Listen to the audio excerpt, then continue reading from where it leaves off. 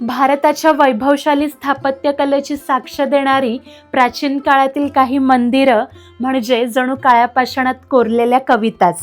आज आपण आलोय अशाच एका स्थापत्य सौंदर्याने नटलेल्या प्राचीन मंदिरात, खिद्रापूरच्या श्री कोपेश्वर महादेव मंदिरात.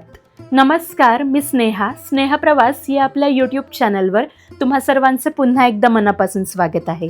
आजच्या व्हिडिओमध्ये तुम्हाला कोल्हापूरमधील खिद्रापूर गावात वसलेल्या ऐतिहासिक श्री कोपेश्वर महादेव मंदिराचे संपूर्ण दर्शन, माहिती, इतिहास, या मंदिरात कसे पोहोचायचे इत्यादी सर्व गोष्टींची माहिती मिळणार आहे. त्यामुळे व्हिडिओ अजिबात स्किप न करता शेवटपर्यंत बघा. आता आपण कोपेश्वर मंदिराजवळ पोहोचलोय. सर्वप्रथम एक नगारखाना दिसतो. या नगारखान्याच्या आत प्रवेश करताच डोळे दिपवून टाकणाऱ्या कोपेश्वर मंदिराचे दर्शन घडते.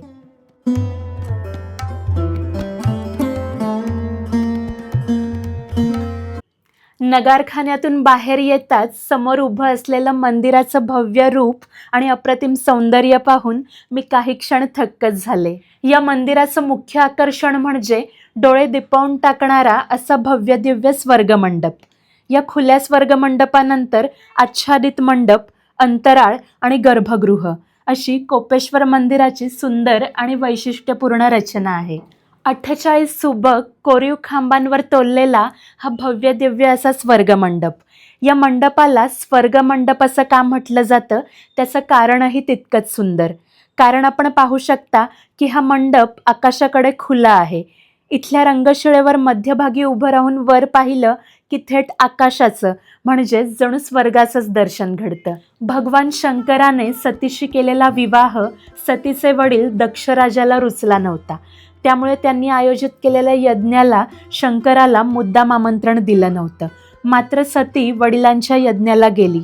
तिथे आपल्या वडिलांकडून आपल्या पतीचा झालेला अपमान तिला सहन झाला नाही, म्हणून तिने त्याच यज्ञकुंडात आत्मदहन केलं.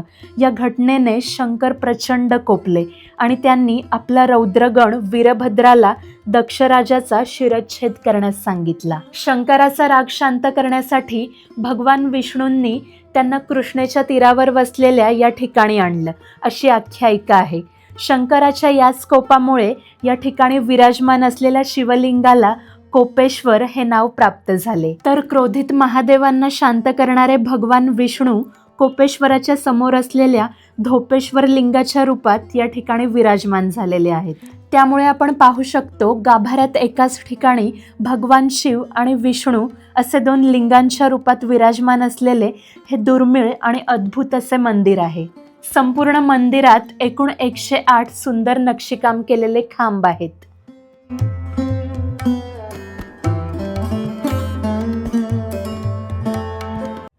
मंदिराच्या बाह्य भागाच्या पायथ्याशी चारही बाजूंना कोरलेल्या असंख्य हत्ती आणि त्यांच्या पाठीवर रथांमध्ये विराजमान झालेल्या विविध देवदेवतांच्या सुंदर मूर्त्यांचे दर्शन घडते. हे दृश्य पाहताना असं वाटतं जणू हे संपूर्ण मंदिर या हत्तींनीच आपल्या पाठीवर तोलून धरलंय. पण या शिल्पसौंदर्यामागे इतिहासाची एक वेदनादायक खूणही दिसून येते. परकीय आक्रमणांमध्ये जवळपास सर्वच हत्तींची सोंड तोडली गेली आहेत. त्यामुळे आज क्वचितच एखाद्या हत्तीची सोंड शाबूत दिसते. कृष्णेच्या पवित्र तीरावर वसलेलं खिद्रापूरचं हे कोपेश्वर मंदिर म्हणजे शेकडो वर्षांचा इतिहास आणि अद्भुत स्थापत्यकलेचं साक्षीदार असलेलं एक दैदिप्यमान मंदिर. इसवी सन 11 ते 12व्या शतकात शिलाहार राजवटीच्या काळात राजा गंडरादित्याच्या कारकिर्दात या मंदिराची उभारणी झाल्याचं मानलं जातं. पुढे यादव काळातही या मंदिराशी संबंधित कामकाज आणि दानधर्म झाल्याचं मंदिराच्या शिलालेखांतून दिसून येतं. मंदिराच्या वास्तुरचनेत चालुक्य स्थापत्य परंपरेचा तसेच भूमिज वास्तुशैलीचा प्रभाव दिसून येतो. हे मंदिर बाहेरून पाहताना जितकं भव्य वाटतं तितकंच जवळून पाहताना त्याच्या दगडात दडलेलं सूक्ष्म सौंदर्य मनाला थक्क करून जातं. मंदिराच्या अंतर्भागाप्रमाणेच बाह्य भिंतींवर देखील देवदेवता, सुरसुंदरी, नर्तिका, यक्षयक्षिणी अशी असंख्य अप्रतिम शिल्प कोरलेली आहेत. प्रत्येक शिल्पात दिसणारी बारकाई, प्रमाणबद्धता आणि जिवंतपणा पाहता त्या काळातील शिल्पकारांची कल्पकता, कलाकुसर आणि दगडावर काम करण्याची विलक्षण हातोटी किती अप्रतिम होती याची जाणीव होते.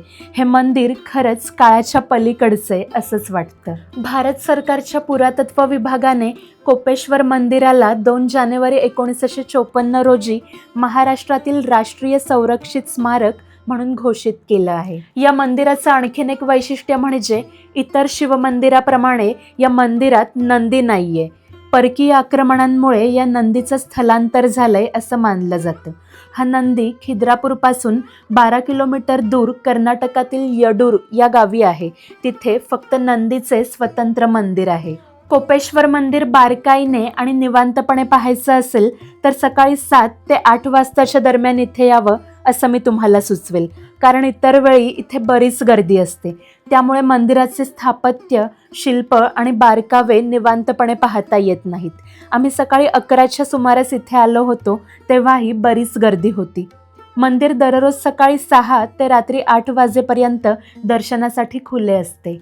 दरवर्षी कार्तिकी पौर्णिमेला पूर्णचंद्र स्वर्गमंडपाच्या अगदी मध्यभागी दिसतो आणि त्याचा प्रकाश थेट खालील रंगशिळेवर पडतो.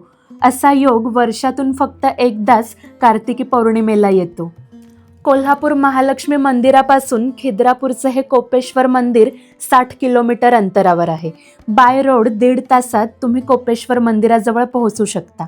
तुमच्या प्रायव्हेट व्हेकलने किंवा बसने तुम्ही या ठिकाणी पोहोचू शकता. कोल्हापूर दर्शनादरम्यान आम्ही ऑटोने कोपेश्वर मंदिराला गेलो होतो. ऑटोवाल्या दादांचा कॉन्टॅक्ट नंबर मी खाली स्क्रीनवर दिलाय. संपूर्ण कोल्हापूर दर्शनासाठी तुम्ही त्यांना कॉन्टॅक्ट करू शकता. खिद्रापूरहून कोल्हापूरला परतताना आम्ही नृसिंहवाडी अर्थातच नरसोबाच्या वाडीला गेलो होतो. कृष्णा आणि पंचगंगा नद्यांचा संगम असलेल्या या पवित्र ठिकाणी श्री दत्तगुरूंचे जागृत स्थान मानले जाते. दत्तभक्तांसाठी नृसिंहवाडी हे अत्यंत श्रद्धेचं स्थान असून इथलं प्रसन्न वातावरण मनाला एक वेगळीच शांती देऊन जाते. कोल्हापूर दर्शनासाठी येणारे भाविक खिद्रापूरला जाताना किंवा परतताना नृसिंहवाडीला आवर्जून भेट देतात. कोल्हापूर दर्शनादरम्यान राहण्यासाठी चांगली सोय असलेल्या श्री महालक्ष्मी धर्मशाळेचा संपूर्ण व्हिडिओ मी आपल्या चॅनलवर अपलोड केला आहे. तो देखील जरूर बघा. आजच्या व्हिडिओबद्दल जर काही क्वेरीज असतील तर कमेंट करून नक्की विचारा. तसेच व्हिडिओ कसा वाटला हे देखील कमेंट करून जरूर कळवा. शेवटपर्यंत व्हिडिओ बघितल्याबद्दल सर्वांचे मनापासून आभार. व्हिडिओ आवडल्यास व्हिडिओला लाईक आणि चॅनलला सबस्क्राईब जरूर करा.